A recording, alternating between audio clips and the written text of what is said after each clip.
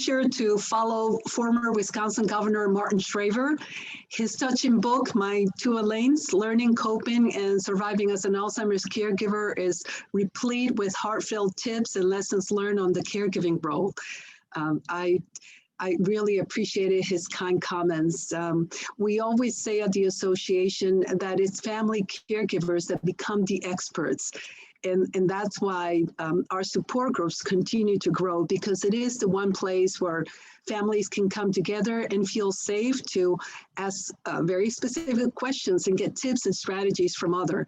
So I want to start by thanking the Northern Virginia Dementia Care Consortium Planning Committee and sponsors for hosting this annual Caregiver Conference. I have been fortunate to attend previous consortium conferences where there were many presentations and tips for enhancing the caregiving experience. Tomorrow you're in for a very special presentation by Dr. Yinke, who is going to be delivering a presentation on frontal temporal dementia. A couple of years ago, he presented at the Alzheimer's Association's International Research Conference. During our time together, I'm happy to provide you with an overview of the Alzheimer's disease landscape in the US. As the sixth leading cause of death, we need more research to find ways to prevent this disease. And today I'm going to talk about some of the many memorable takeaways from the 2020 Alzheimer's Association's International Research Conference, or AAIC for short. During our time today, I'm going to share with you a little bit about the work of the Alzheimer's Association. This is our mission, to lead the way to end Alzheimer's and other dementia. And we do this by accelerating global research, driving risk reduction, early detection, and maximizing quality care and support. I think that the impact of this disease really hits home for a lot of people. I saw that from the questions that were coming in. A lot of the folks in attendance today are personally touched by this disease. I have lost some family members to vascular dementia, and I have lost several friends to Alzheimer's disease. Many of you may not be aware of the enormous Alzheimer's impact. Today, more than 5 million Americans are living with Alzheimer's, and without effective treatments, that number could increase to nearly 13.8 by 2050. In 2020, Alzheimer's is going to cost our nation more than $305 million. We track these numbers at the association, and we also have data for each of the states. In Virginia, for example, there are 150,000 people over the age of 65 who have Alzheimer's. And by 2025, that number is expected to reach 190,000 Virginians with the disease. We share this information with our elected officials, with our federal government, because we want to remind them how many people are living with the disease and the urgency for making sure that research increases. The Alzheimer's Association is instrumental in advocating for increases in federal funding of research. Federal support means more researchers to fund and to accelerate the science. We work intensely to create political momentum, raising the public discussion of Alzheimer's and related dementia to the top of the mind in the US. And we have increased, as you can see here, for federal funding for Alzheimer's and dementia research. We have more than quadrupled the dollars available to researchers around the country. And these dollars, of course, are very crucial to moving research forward. As the world's largest nonprofit funder of Alzheimer's research, the Alzheimer's Association is committed to accelerating the global effort to eliminate Alzheimer's. We have undertaken a multitude of diverse research initiatives working towards methods of treatment, prevention, and ultimately a cure. The Alzheimer's Association funds independent researchers worldwide through our International Research Grant Program. We fund investigations across the spectrum of dementia science, including projects that increase our understanding about Alzheimer's disease, projects that identify new treatment strategies, projects that improve care and support for people with dementia and their families, and projects that further our knowledge of brain health and disease prevention. Today, the Alzheimer's Association has more than $208 million of grant in force, making it possible more than 590 research projects in 31 countries, spanning 6 continents. Our grants include categories specifically designed to address the gaps in research efforts. The association has played a major role in nearly almost every significant advancement in Alzheimer's research. You can see just some of the impact right here in our backyard. There were 67 grants from 1993 to 2020. We're currently funding 11 scientific studies. This represents $12.6 million that we're funding right here in our backyard, in our communities. In addition, wanted to share with you too that 12,000 scientists volunteer for the Alzheimer's Association worldwide. And now I want to tell you a little bit about some of the studies that the Alzheimer's Association is funding. The SPRINT MIND study is a sub-study of the Hypertension Systolic Blood Pressure Intervention Trial, or the SPRINT trial for short. This is the first randomized clinical trial to demonstrate that intensive treatment to reduce blood pressure can significantly reduce the occurrence of mild cognitive impairment. When the SPRINT MIND study findings were first released, the trial made national and international headlines because it showed promise in the dementia field. The study tested whether intensely treating systolic blood pressure, that is, controlling it to 120, would decrease the risk of developing cognitive impairment and dementia. Investigators were allowed to use blood pressure medications, or they could advocate for changes in diet or exercise to control blood pressure. The study found that controlling blood pressure to 120 systolic decreased the risk of developing mild cognitive impairment and dementia. The SPRINT MIND study has shown us that through rigorous research that what's good for the brain can be good for let me reverse that. Let me flip that. What's good for the heart can be good for the brain too. I'm getting too excited about this because this is one of those areas where we can actually take action today.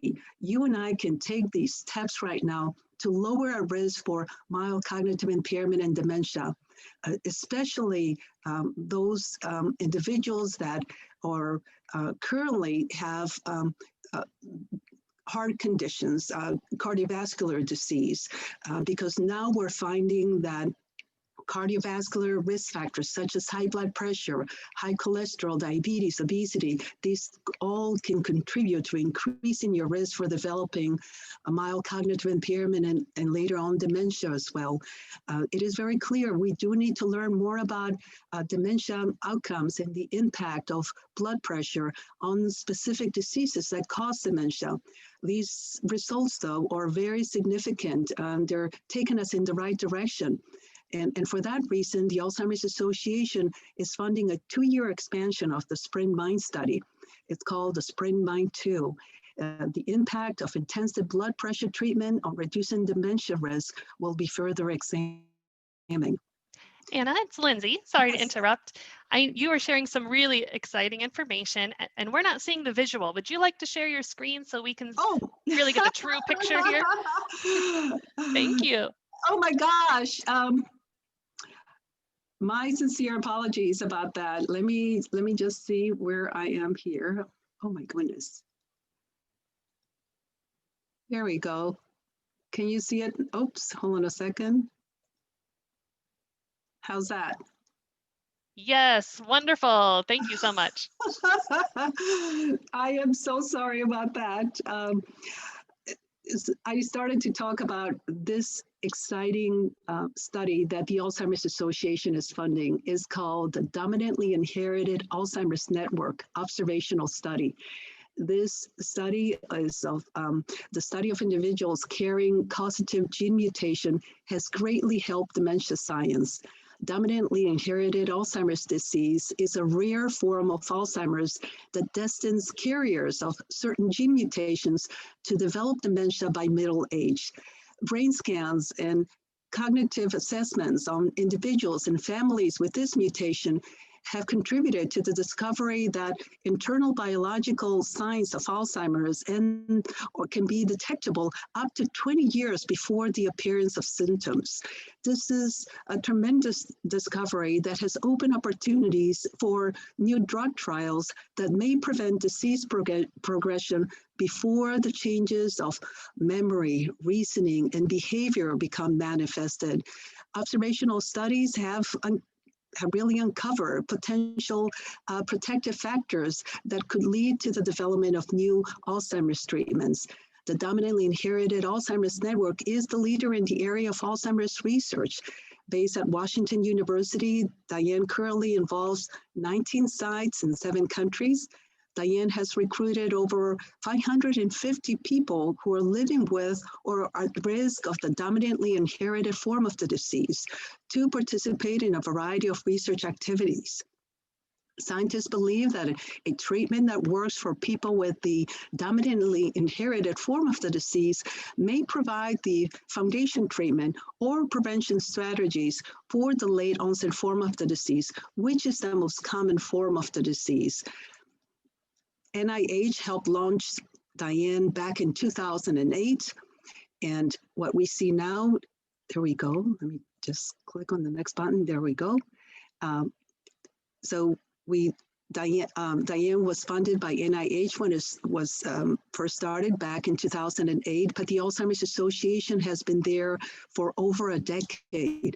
As you can see from this timeline, the Alzheimer's Association has partnered for over 10 years with the Washington University in St. Louis and NIH to accelerate the research that is happening in the dominantly inherited population. And in 2011, thanks to donor support, the Alzheimer's Association provided funding that launched the Dominantly Inherited Alzheimer's Network Trials Unit, known as Diane-2, with these families to test new therapies and approaches. Converging evidence suggests that experimental Alzheimer's treatments may be most effective if given before the first outward signs of dementia appear. So researchers are now testing this hypothesis on people for whom an effective treatment is really vital, those individuals that are diagnosed with a dominantly inherited form of the disease. Alzheimer's onset is highly predictable for this population, so researchers should be able to tell relatively quickly whether the drugs are having an impact. These researchers hypothesize that therapies that work for people with younger onset Alzheimer's will also work for people with a more common form, the late onset form of the disease, because the disease appears to progress in a similar way no matter where it starts. In addition to accelerating Diane-2 start, the Alzheimer's Association has made multiple grant expansions and enhanced the study. And in 2016, association donors invested $4.3 million to add innovative diagnostic features and new drug candidates via the Next Generation trial. And in 2017, association donors invested an additional $2.6 million in the high-dose escalation study, enabling the research team to amend the study protocols and significantly increase the dosage of one of the drugs under investigation. This drug is called zolonuzumab, after determining, of course, that it was safe to do so. And then in early 2020, the study leaders reported a strong positive biomarker signals in volunteers receiving the experimental drug gantenerumab. Data suggests that this particular drug significantly reverses the accumulation of amyloid proteins, the plaques that are a hallmark brain change in Alzheimer's, and to nearly normal. That is fantastic news. In addition, there seems to be also an impact on reducing a specific form of tau known as tau, the specific form of tau that forms into tangles, another hallmark of the disease. And then also, we also have another biomarker. These are neurofilament light chain, which is a biomarker of brain cell death. So the association is now helping to fund an open label extension study to explore gantenerumab's full potential I'm very excited about this study. For at least 3 years, the participants will receive gantenerumab at the highest tolerated dosage to determine if it can be removed, if it can remove both plaques and tangles at the same time. Potentially, this will provide new insight into whether reversing amyloid pathology and tau pathology before the symptoms appear is a valid strategy to slow or delay the clinical progression. Most of the sites in that Diane has, or in the US, in Europe, they have some in Australia, is Asia, and there's only one location in Latin America, and that's in Argentina. Thanks to a grant from the Alzheimers Association, Diane is opening new sites in Latin America. So we see here one in Mexico, Colombia, Brazil, Dominican Republic, and an additional one in Argentina. Diane researchers will study how Alzheimer's develops and progresses in a more diverse population. They expect to enroll over 80 individuals living with the dominantly inherited form of the disease. The expansion is funded with a $1 million Alzheimer's Association grant. So you might be wondering, why is there an interest to get more diverse communities to participate in these clinical studies? Historically, most Alzheimer's research was conducted in white, non-Hispanic participants, and they feel that that can limit really our understanding of the disease. And so by having a diverse population in the Diane studies, we may be able to identify new genetic factors that influence the disease and learn more about how environment and cultural factors influence how the disease develops and progresses. Hispanics in the US are 1.5 times as likely as non-white Hispanics to develop Alzheimer's, and the disease seems to arise early and progress much rapidly in the Hispanic population. This is partly due to the high rates of cardiovascular disease and diabetes in the Hispanic population, both of which raise the risk of developing Alzheimer's, but other factors are likely at play as well.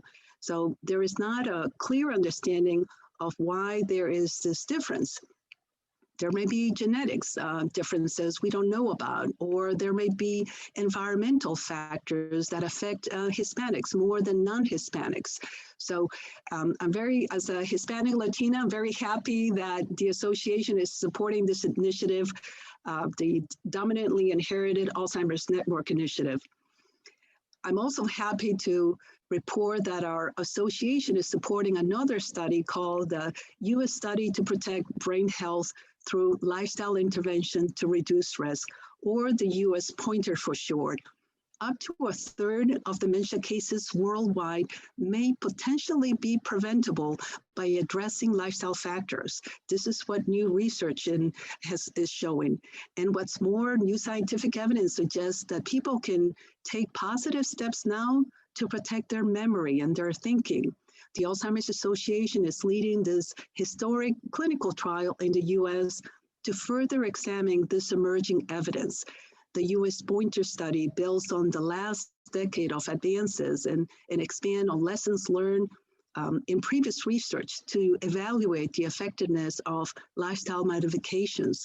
We're looking to recruit 2,000 participants from a range of racial, ethnic, socioeconomic, and geographic backgrounds who are at risk for dementia. Individuals will be between the ages of 60 and 79 who are not currently experiencing memory problems, but do have a close relative with a history of memory problems. In addition, these individuals must have room for improvement in terms of their lifestyle behavior. So maybe they had poor eating habits before, or did not exercise as much. The US Pointer study builds upon a study in Finland called the Finnish Geriatric Intervention Study to Prevent Cognitive Impairment and Disability, or FINGER study for short. And this study, the FINGER study, found that a combination of lifestyle interventions had a protective effect on cognition. The US Pointer is part of a global initiative studying lifestyle and dementia risk. not only are we an integral part of this exciting landmark study, but we're also a host organization to bring the worldwide effort together through the Worldwide Finger. And as you can see on this map from the world, all the countries that are going to be participating and are actively recruiting participants for this study. We know that we need to address risk factors in ways that make sense for people where they live. For example, the way that people exercise and achieve a healthy diet can be very different in different countries. So this consortium allows researchers to discuss study design and find ways to harmonize study findings from many lifestyle interventions. So looking forward to finding the results of this study. We are halfway through recruiting participants right now. It's a 2-year study, but more to come. Again, more great news about things that you and I can do right now to take care of our health and be as proactive as we can. And what you see here is just a small sample of some of the diverse approaches that researchers are taking to create better mechanisms. Researchers are looking at every possible avenue that makes sense, and the Alzheimer's Association is funding studies in these areas and more through the Part the Cloud program, which is a strategic initiative of the Alzheimer's Association. So most grants support middle and later clinical trials, but there are very few funding sources to support early phase studies needed to test drug treatments in humans.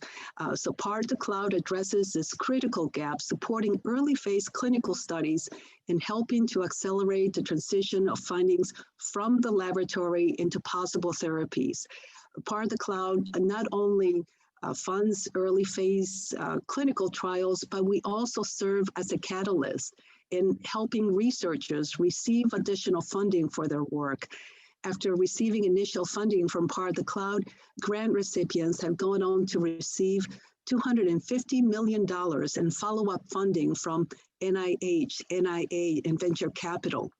So I'm happy to report that recently the Bill Gates Foundation joined the Part the Cloud program and raised another $30 million to double the Part the Cloud research investment to $60 million. These clinical trials will focus on 3 particular therapeutic approaches: brain cell metabolism and energy process, brain cell trash and transport system, and the blood vessels of the brain. The theme for these clinical trials will be cross-cutting mechanisms of neuroinflammation. For those of you that are interested in these very early studies where researchers are learning more and more about the underlying biology of this disease, I invite you to visit the Part the Cloud site at alc.org/speed. And now I'm going to give you an update on some of the interesting research that was presented at AAIC this year. One thing is for sure, the research is changing very quickly. Hopefully today I will address some of your most pressing questions, especially regarding the research that was presented at AAIC this year. 2020 was a record-breaking year. Our first virtual conference brought over 33,000 attendees from over 160 countries. This was the 5th Association Research Conference that I have attended, and after listening to some of the top Alzheimer's and dementia researchers' presentations, I can see why they're so excited about the work to advance new discoveries. The research has evolved in unprecedented ways in a very short time, and the good news is that they're making progress. I think that probably the best way to describe some of the biggest news that came out of AAIC is the hunt for biomarkers. Defeating a disease begins by learning everything about its biology, particularly how it affects our organs and the various body systems. So biomarkers helps us to detect disease, to track it, and then to treat it. They're kind of like the breadcrumbs that researchers follow to learn more about a disease and to develop new approaches for therapeutics. The Alzheimer's Association has really been leading the way in terms of biomarker development for decades. You may not be familiar with the word biomarker, but you're probably familiar with the concept. If you have ever taken a cholesterol test or a blood test, those are biomarkers for heart disease and diabetes. A biomarker is simply something that you can measure in the body that tells you about a disease process. In fact, we can now see all three hallmarks of Alzheimer's disease in the living brain. The challenge, though, is that they're invasive, they're very expensive, and a couple of them are only available at research centers. So scientists continue to research new kinds of biomarkers, such as spinal fluid, blood tests, eye tests, even saliva tests. You may not know this, but we're actually living in a new scientific revolution. Call it the biomarker revolution. A number of vaccines studies were also presented at the conference. Vaccines is something that is in everybody's minds these days. And research presented at the conference suggests that flu and pneumonia vaccinations after age 60, especially repeated vaccination over time, may be associated with a lower risk of Alzheimer's dementia later in life. We have known that vaccines are very important to our overall health, and these studies suggest that maybe they may also partially contribute to protecting our memory, our cognition, and our brain. A third study found that people with dementia have a significantly higher risk of dying after a viral, a bacterial, and other infections than those without dementia. These are very interesting studies, but we do need more research to understand what the connection is between vaccines and lower risk of dementia. So you might be wondering, why might vaccines reduce the risk of Alzheimer's? Scientists don't know why vaccinations might reduce the risk, but previous research has hinted at a connection. So there's several possible potential explanations. For example, one is that vaccines for the flu and pneumonia may be protective because the two diseases that they were designed to prevent are known to affect the brain. So every time you have one of these infections, especially repeated infections, you may experience challenges with your memory and thinking. And studies show that these type of events might increase your risk for developing cognitive impairment and maybe even Alzheimer's later in life. In addition, there's evidence linking Alzheimer's to a general weakening in our immune system and to changes that allow for more bacteria and viruses into the brain. So what happens is that as we get older, our immune system weakens at preventing infections. So if we have some general means of improving immunity, it might help reduce our risk for developing Alzheimer's down the road. A number of vaccines, including those for the flu and pneumonia, are being explored. And I'm just very excited about the work in this area. Experts do agree that more studies are needed to really better understand the exact relationship between vaccines and reduced risk, but these are very promising studies. There's also a lot of work, a lot of research work that's looking at blood tests for Alzheimer's. Again, a lot of the early detection type of tools that are being explored for the disease. So we are now moving into a new era where we're developing new technologies to better understand the genetics and the risk. And we're looking for ways to understand neurodegenerative disease outside the brain. And that includes analysis of our biofluids, including cerebral spinal fluid and blood. And some of the most interesting research presented at AAIC this year was the development of a new blood biomarker. Very exciting news. Last year at AAIC, we saw that amyloid protein was being studied in the blood with quite high level of accuracy. But now this year, for the first time ever, research suggests that there's a specific form of tau known as phosphorylated tau 217 is very specific to Alzheimer's. And when it is measured in the blood, it can be highly accurate in distinguishing Alzheimer's from other types of neurodegenerative disorders like frontotemporal dementia. I'm happy to report that there's at least 16 different companies that are working to develop blood tests for Alzheimer's disease. It's going to be crucial to continue to broaden our understanding of Alzheimer's biomarkers by creating new tools and technologies for the clinician's office. Being able to accurately detect and diagnose will be huge. But one thing to remember, though, is that there's a lot that needs to be done, and it's going to take time. Progress is accelerating, and we're learning more and more about the different tools and technologies that hopefully will be cost-effective, non-invasive, and scalable worldwide. A number of presentations, also a number of studies presented looking at genetics and the role of genetics. Many risk genes have been identified for this disease. So this was a really interesting area of the research that was presented. When we think about other ways to understand the changes that are happening in our bodies in terms of neurodegenerative diseases, there's a lot of focus of genetics, how they actually determine our risk across all populations.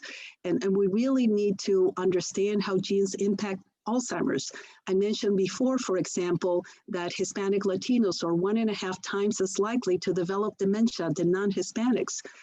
We have learned from genetics that there is one gene that stands out as a risk gene. The APOE4 gene is the strongest known predictor for Alzheimer's risk for the white European descendant population.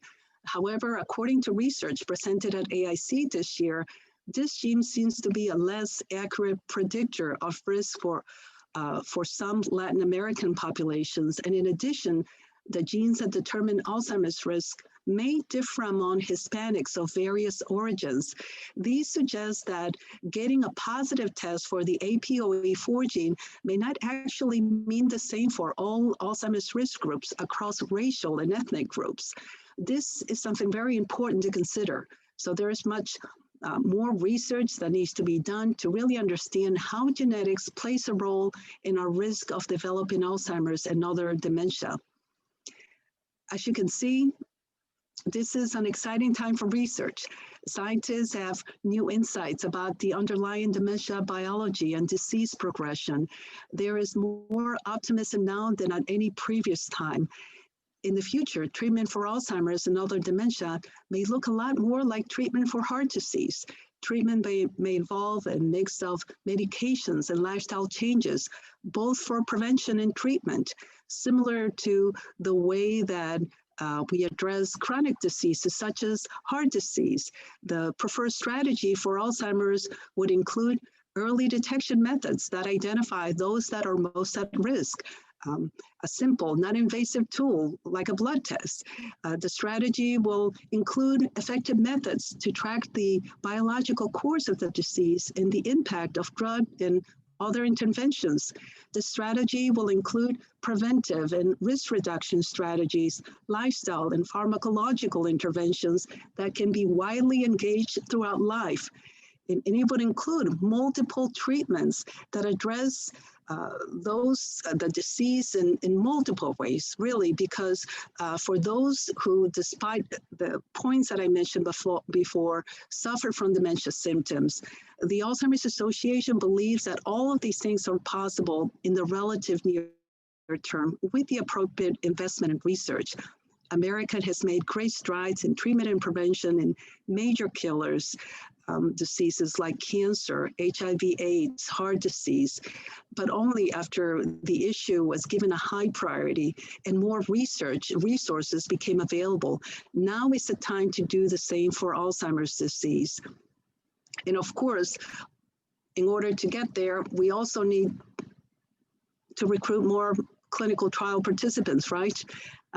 We can't move research forward without volunteers, and we actually need over 30,000 people or more to actually participate. And Trial Match allows people to search for clinical trials in their backyard and to connect them to local studies in their area. I barely scratched the surface on some of the tremendous advancements in the science that really were presented at the conference. To stay on top of the latest Alzheimer's and dementia research, I invite you to download the Alzheimer's Association Science Hub. And as I wrap up my presentation, I want to put in a plug for the Alzheimer's Association's Community Forum for Northern Virginia on December September 10th. Community forums are an opportunity to learn more about Alzheimer's disease and to tell us what programs and services you would like the Alzheimer's Association to provide in your communities in the near future. Thank you so much for your time, and at this point, I'm happy to answer any questions that you might have. Thank you, Anna. We do have a couple of questions. One is, why are studies not more expansive in the U.S. Hispanic populations and non-Hispanic populations versus non-U.S. locations? Okay. One of the, actually recruiting volunteers for clinical trials all across the board, all populations, is an extreme, it's a major challenge. Not just for Alzheimer's research, but cancer research, heart disease, you name it. It's very hard to get people to participate. And I think part of what we have to do as an association, part of what the research community needs to do is we need to get it better at explaining a little bit more about what it means to participate in clinical trials and what the benefits are. And so I think that this year I can tell you that at the association, especially with the U.S. Pointer study, looking to enroll over 2,000 participants, we're looking at our partners with the government and other institutions around the country to help us identify individuals who would be good candidates for those type of studies. So one of the challenges too with clinical trials is that clinical trials are looking for specific type of candidates. So that makes it also a little bit of a challenge. So if I'm interested, for example, in participating in a clinical trial because my dad has Alzheimer's and I want to, and I'm at a higher risk because I'm not showing signs of dementia yet, but his mother had Alzheimer's, his grandmother had Alzheimer's, and right now I would have to be able to show for the U.S. Pointer study, for example, that that I have that there's room for improvement in terms of lifestyle behaviors. So there's a lot of qualifiers to participate in clinical trials, and we need to get better really at educating the community what it means to participate in clinical trials. Is there a focus in South Asian and African American populations in the U.S. as well? There's a focus all across the board. All research sites are really looking to recruit folks from diverse communities to really have a better understanding of the underlying biology of the disease. And as I mentioned before, especially in the area of genetics, because it could impact different populations differently. We know that in certain diverse communities, they tend to be, in the Latino community, we have a higher risk for cardiovascular disease, diabetes, high cholesterol as well. That's just something that it just runs in our community. So so what I try to do, for example, is I try to be very active, try to eat a little bit better and exercise a little bit more, because I can tell you, even in my family, everyone in my family has high cholesterol. Knock on wood, I haven't had to take medicine yet. So it's important to get the word out to the different diverse communities that we need their support. We have to get better at that. You mentioned cholesterol. There's a question, has there been any studies questioning the relationship between the use of statins and dementia? Yes, yes. So there's a lot of focus on looking at repurposing drugs that are used to treat other conditions and how that might impact Alzheimer's risk. It's tremendous, the work that is expanding. We're seeing for the first time that we're seeing investors investing into biotech companies because they're realizing that this is a time to invest in Alzheimer's. You heard the stats.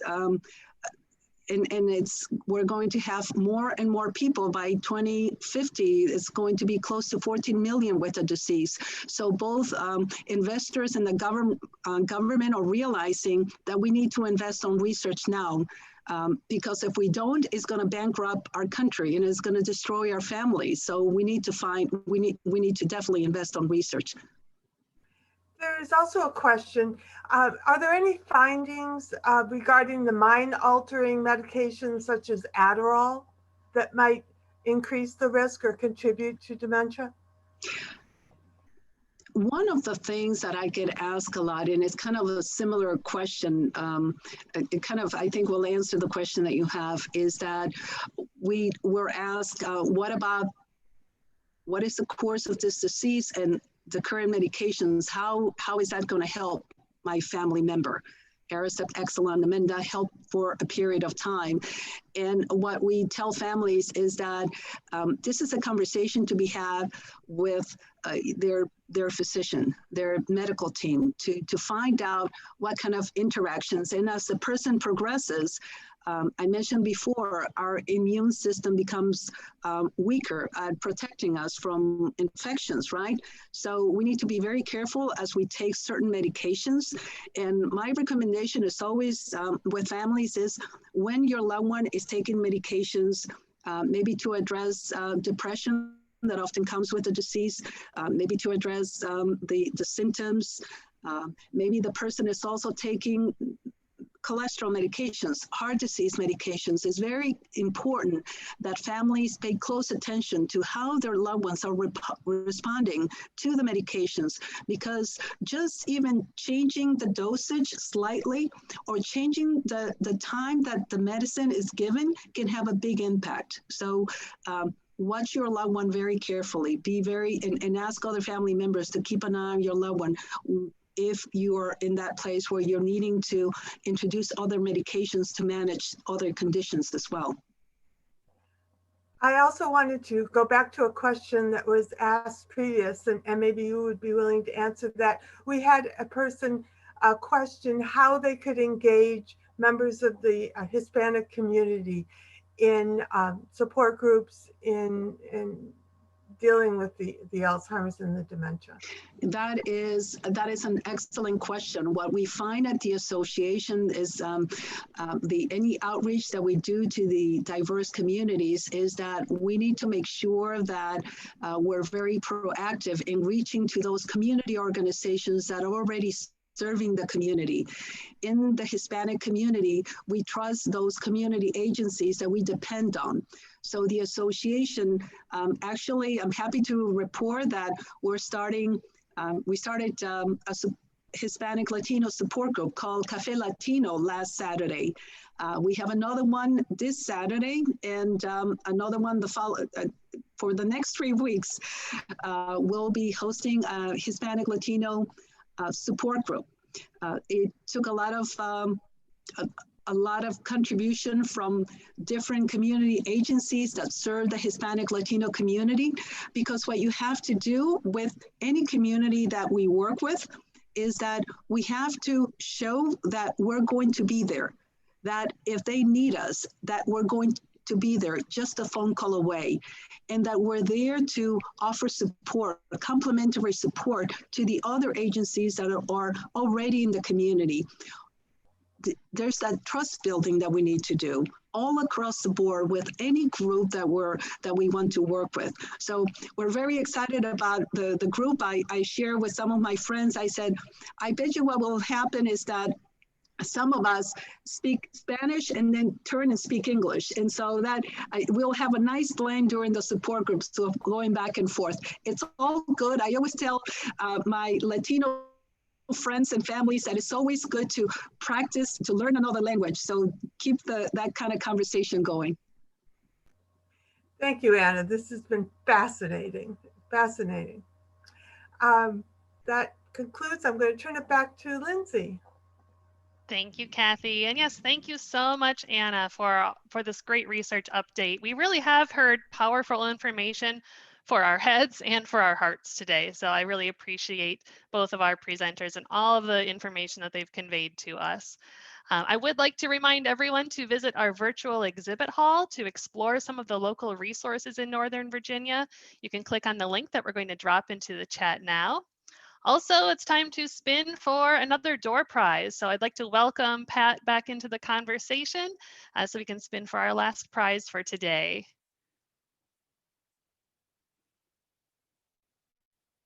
All right, well, I'm not sure if Pat is there, but I see we have the wheel up. So let's give it a spin, see who our winner will be.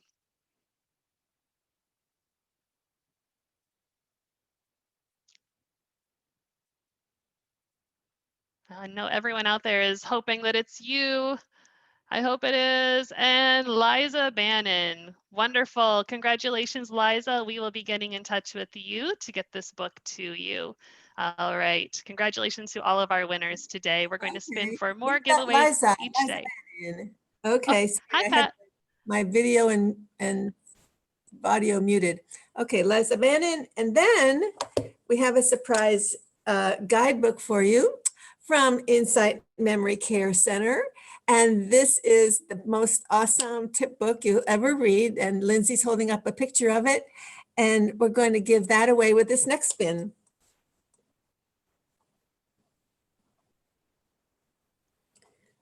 Let's see who the winner is. Coming and spinning. Okay, Makita Brown. Congratulations, Makita. We'll be sending you this wonderful guidebook. All right, thank you so much, Pat. And we do want to hear from everyone about your experience at today's session. So we're going to put a poll question up on the screen, and we want to know overall, how would you rate today's session?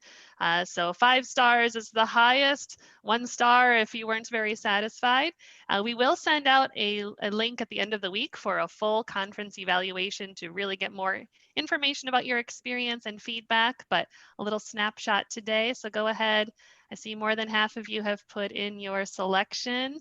Great, so you can keep that coming. Also, I'll just mention as we wrap up our virtual conference for today, for day 2, again, you can access the recording for today's session as well as the handouts at the website nvdcc.com. That recording will be up by the end of the day today. Yesterday's recording is there if you missed it. Great.